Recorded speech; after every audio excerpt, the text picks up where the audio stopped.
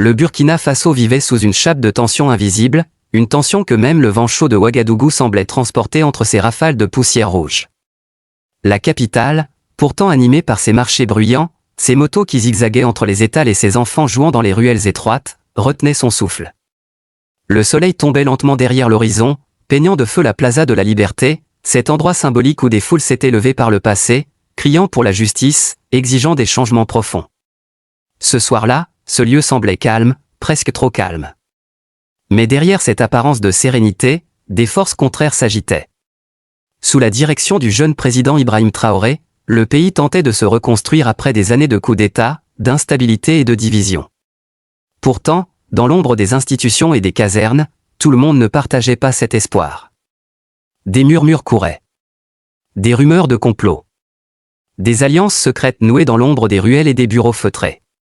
Un vent de trahison soufflait discrètement sur la capitale. Au cœur de ce tumulte invisible se trouvait le commandant Omarou Yabré. Officier discret mais respecté, connu pour son patriotisme sans faille, il avait consacré sa vie à la protection de son pays. Ses collègues le décrivaient comme un homme calme, observateur, qui parlait peu mais voyait tout. Chaque soir, il restait tard au quartier général militaire, penché sur des piles de rapports, des dossiers cryptés et des cartes d'opération. Son bureau, faiblement éclairé par une lampe vacillante, sentait le café froid et le papier jauni. Ce soir-là, alors que la ville s'assoupissait sous une chaleur étouffante, Yabré parcourait une série de documents confidentiels récemment interceptés. Des messages codés, échangés entre des officiers supérieurs et des contacts extérieurs. Les phrases étaient brèves, presque banales, mais une répétition étrange de mots et de chiffres attira son attention.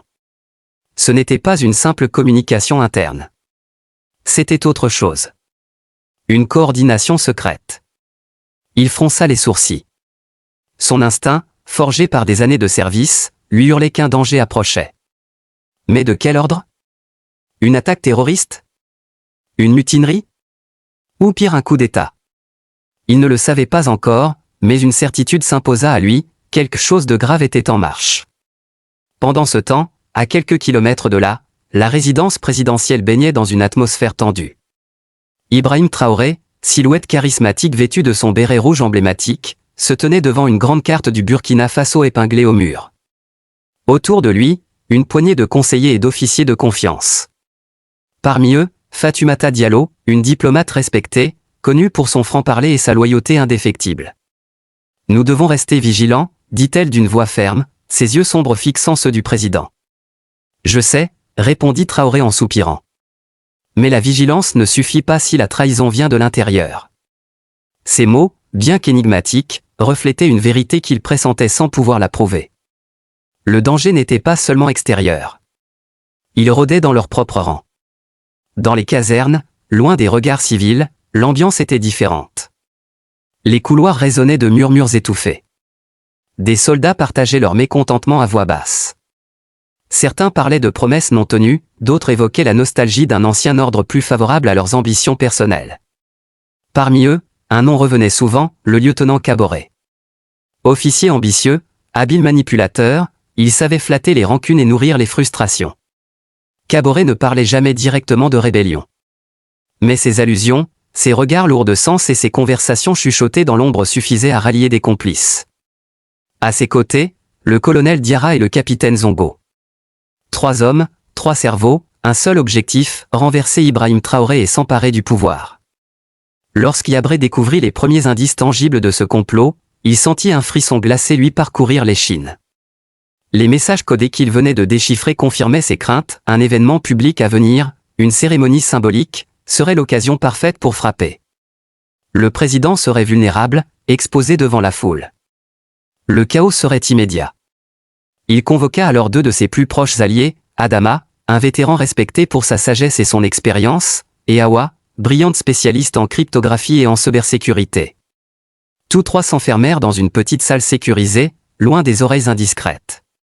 Les murs vibraient légèrement sous le grondement des générateurs. « Nous n'avons pas beaucoup de temps », déclara Yabré en déposant les documents sur la table métallique.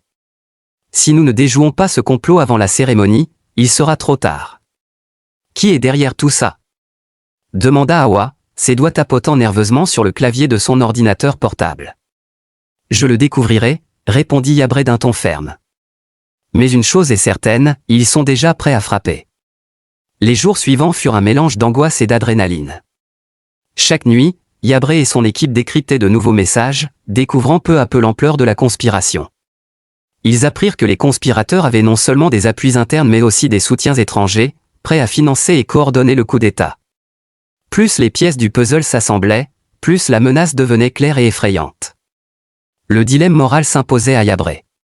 Devait-il informer immédiatement le président, au risque que les conspirateurs se cachent et rendent leur traque impossible?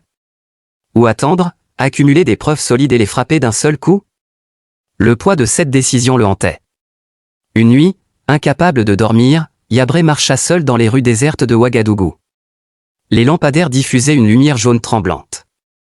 Des enfants dormaient sur les terrasses, des femmes vendaient encore du maïs grillé au coin des rues. Il observa ces visages innocents et pensa, leur avenir dépend de ce que je fais maintenant. Pendant ce temps, les conspirateurs accéléraient leurs plans. Kaboré, Diarra et Zongo multipliaient les réunions clandestines. Des caisses d'armes circulaient discrètement. Le jour de la cérémonie approchait. Lorsqu'Yabré confronta finalement Kaboré, ce fut dans un face-à-face tendu. Leurs regards se croisèrent, lourds de sous-entendus. « Je sais ce que tu prépares, » dit Yabré, sa voix calme mais tranchante. « Tu n'as aucune preuve, » répondit Kaboré en esquissant un sourire froid. « Et même si tu en avais, qui te croirait ?» Le compte à rebours était lancé. À l'aube du jour fatidique, Yabré réunit une dernière fois Traoré et son cercle rapproché. Les preuves étaient accablantes. Le président écouta en silence, le visage grave. Puis, après un moment de réflexion, il déclara simplement « Faites ce qu'il faut. Sauvez le pays ». L'opération débuta quelques heures plus tard. Des unités loyales, dirigées par Yabré, encerclèrent discrètement les positions des conspirateurs. Les arrestations furent rapides mais violentes. Le colonel Diarra et le capitaine Zongo furent capturés sans résistance majeure. Mais Kaboré, refusant de se rendre, engagea un combat désespéré. Le face-à-face entre lui et Yabré fut intense, presque personnel. Finalement, Yabré l'immobilisa et prononça ces mots, « Ta trahison ne détruira pas ce pays ». La conspiration fut dévoilée publiquement le soir même. Lors d'une conférence de presse solennelle, Yabré présenta les preuves et expliqua comment le complot avait été déjoué. Le peuple, d'abord choqué, salua ensuite le courage et la loyauté de l'officier. Le président Traoré, ému, s'adressa à la nation, « Ce jour restera dans l'histoire comme celui où notre unité a triomphé de la trahison ». Peu à peu, la capitale retrouva son calme. Mais Yabré savait que la vraie bataille ne faisait que commencer, celle de reconstruire la confiance, de réformer les institutions et d'empêcher qu'un tel complot ne se reproduise. Dans les jours qui suivirent, de nouvelles mesures furent annoncées, lutte contre la corruption, transparence accrue, réforme militaire. Yabré, désormais figure nationale respectée, continua à travailler dans l'ombre, conscient que la paix restait fragile. Un soir, en marchant de nouveau sur la plaza de la Liberté, il observa des enfants courir et rire sous la lumière des lampadaires. Pour la première fois depuis des semaines, il ressentit une paix intérieure. Oui, le chemin serait encore long. Mais pour la première fois, l'espoir semblait possible. Et si tu regardes cette histoire aujourd'hui, souviens-toi, l'unité d'un peuple peut tout changer. Et parfois, une seule personne, prête à risquer sa vie, peut réécrire le destin d'une nation.